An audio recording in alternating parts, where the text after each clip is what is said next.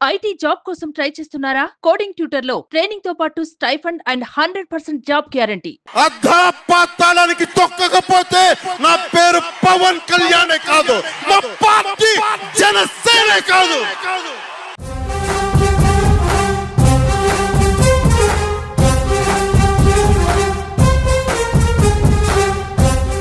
అధికారంలోకి రాకముందు అధికారంలోకి వచ్చాక డిప్యూటీ సీఎం జనసేన అధినేత పవన్ కళ్యాణ్ తీరులో చాలా మార్పు వచ్చింది.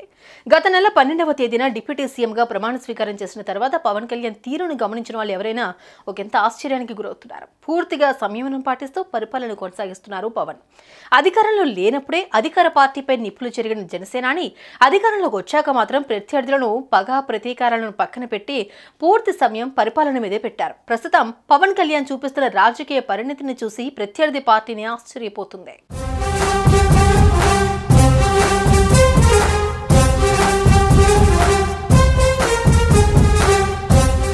ఎన్నికల ముందు వరకు పవన్ కళ్యాణ్ పదునైన మాటలతో చెమటలు పట్టించారు. ఇంత ఆవేశపరుడు రాజకీయాలకు సరిపోతాడా అనే ప్రశ్నలు వినిపించేవి.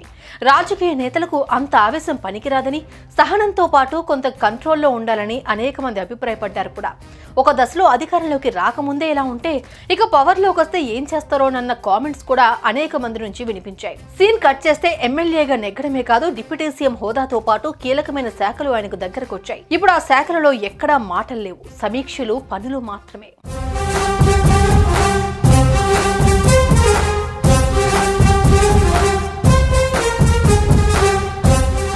ఏపీకి డిప్యూటీ సీఎం అయినప్పటికీ ఎక్కడా పవన్ కళ్యాణ్ లో ఆ అధికార దర్పం కనిపించడం లేదు.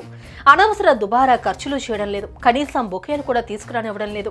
కష్టమైనా సరే ప్రజలను కలుస్తున్నారు. వారి సమస్యలను వెంటనే పరిష్కరించడానికి ఆయన తన వంతు ప్రయత్నాలు చేస్తున్నారు. మిస్సింగ్ అయిన ఒక యువతిని 9 రోజుల్లో తెప్పించారంటే పవన్ కళ్యాణ్ ఏ మేరకు తాను పనిలోకి దిగారో అర్థం చేసుకోవచ్చు. అంతేకాదు అధికారులపై ఎవరూ దుర్భాషలు ఆడవద్దని చెప్పడం కూడా ఆయన పరిణతికి అర్థం పడుతుంది. అధికారులంటే మనం చెప్పింది చేసినట్లు చేసేవాళ్ళని, అధికారులను దూషిస్తే పార్టీ పరంగా చర్యలను కూడా తీసుకుంటానని జనసేన ఎమ్మెల్యేలను, పార్టీ నేతలకు కూడా పిఠాపురం వేదికగా వార్నింగ్ ఇచ్చారంటే ఆయనలో వచ్చిన మార్పునకు ఇంతకంటే మరే ఉదాహరణ అవసరం లేదు.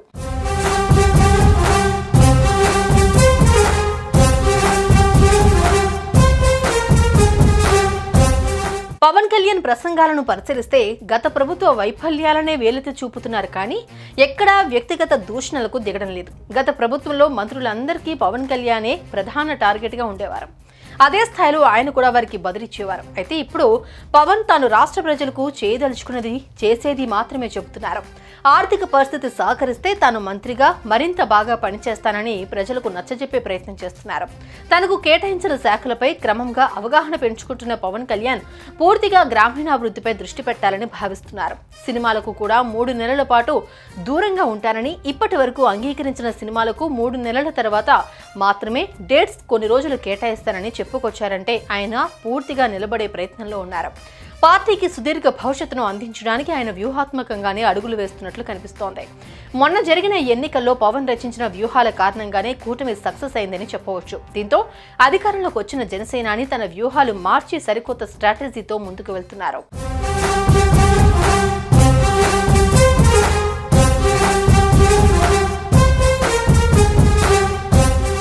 అధాపాతాళానికి తొక్కకపోతే నా పేరు పవన్ కళ్యాణే కాదు, మా పార్టీ జనసేనే కాదు.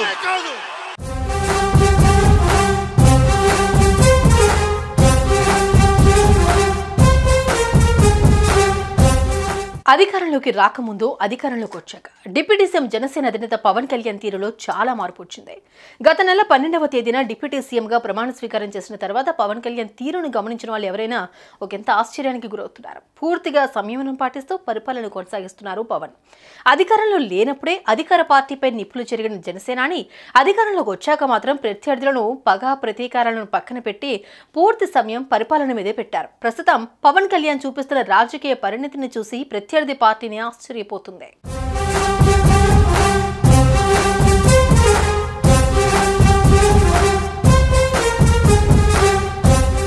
ఎన్నికల ముందు వరకు పవన్ కళ్యాణ్ పదునైన మాటలతో చెమటలు పట్టించారు. ఇంత ఆవేశపరుడు రాజకీయాలకు సరిపోతాడా అనే ప్రశ్నలు వినిపించేవి. రాజకీయ నేతలకు అంత ఆవేశం పనికిరాదని, సహనంతో పాటు కొంత కంట్రోల్లో ఉండాలని అనేక మంది అభిప్రాయపడ్డారు కూడా. ఒక దశలో అధికారంలోకి రాకముందే ఇలా ఉంటే ఇక పవర్లోకి వస్తే ఏం చేస్తారోనన్న కామెంట్స్ కూడా అనేక మంది నుంచి వినిపించాయి. సీన్ కట్ చేస్తే ఎమ్మెల్యేగా నెగ్గడమే కాదు, డిప్యూటీ సీఎం హోదాతో పాటు కీలకమైన శాఖలు ఆయనకు దగ్గరకు వచ్చాయి. ఇప్పుడు ఆ శాఖలలో ఎక్కడా మాటలు లేవు, సమీక్షలు, పనులు మాత్రమే.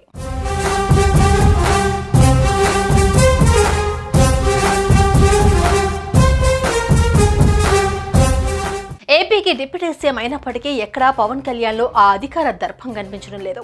అనవసర దుబారా ఖర్చులు చేయడం లేదు, కనీసం బొకేలు కూడా తీసుకురానివ్వడం లేదు. కష్టమైనా సరే ప్రజలను కలుస్తున్నారు. వారి సమస్యలను వెంటనే పరిష్కరించడానికి ఆయన తన వంతు ప్రయత్నాలు చేస్తున్నారు. మిస్సింగ్ అయిన ఒక యువతిని 9 రోజుల్లో తెప్పించారంటే పవన్ కళ్యాణ్ ఏ మేరకు తాను పనిలోకి దిగారో అర్థం చేసుకోవచ్చు. అంతేకాదు, అధికారులపై ఎవరూ దుర్భాషలు ఆడవద్దని చెప్పడం కూడా ఆయన పరిణతికి అర్థం పడుతుంది. అధికారులంటే మనం చెప్పింది చేసినట్లు చేసేవాళ్ళని, అధికారులను దూషిస్తే పార్టీ పరంగా చర్యలను కూడా తీసుకుంటానని జనసేన ఎమ్మెల్యేలను, పార్టీ నేతలకు కూడా పిఠాపురం వేదికగా వార్నింగ్ ఇచ్చారంటే ఆయనలో వచ్చిన మార్పునకు ఇంతకంటే మరే ఉదాహరణ అవసరం లేదు.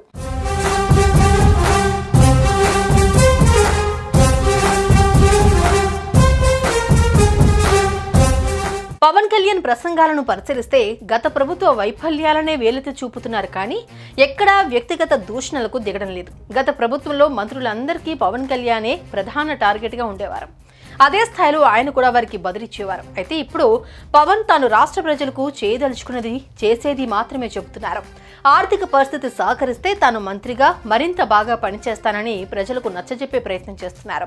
తనకు కేటాయించిన శాఖలపై క్రమంగా అవగాహన పెంచుకుంటున్న పవన్ కళ్యాణ్ పూర్తిగా గ్రామీణాభివృద్ధిపై దృష్టి పెట్టాలని భావిస్తున్నారు. సినిమాలకు కూడా 3 నెలల పాటు దూరంగా ఉంటానని, ఇప్పటి వరకు అంగీకరించిన సినిమాలకు 3 నెలల తర్వాత మాత్రమే డేట్స్ కొన్ని రోజులు కేటాయిస్తానని చెప్పుకొచ్చారంటే ఆయన పూర్తిగా నిలబడే ప్రయత్నంలో ఉన్నారు.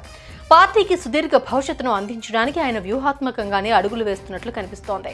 మొన్న జరిగిన ఎన్నికల్లో పవన్ రచించిన వ్యూహాల కారణంగానే కూటమి సక్సెస్ అయిందని చెప్పవచ్చు. దీంతో అధికారంలోకి వచ్చిన జనసేనాని తన వ్యూహాలు మార్చి సరికొత్త స్ట్రాటజీతో ముందుకు వెళ్తున్నారు.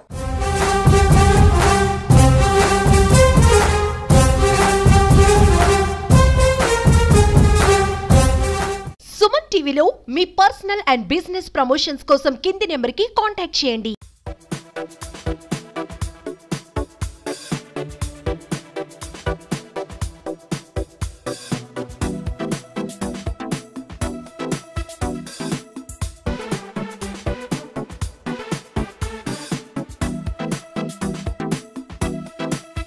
సుమన్ టీవీలో మీ పర్సనల్ అండ్ బిజినెస్ ప్రమోషన్స్ కోసం కింది నెంబర్కి కాంటాక్ట్ చేయండి.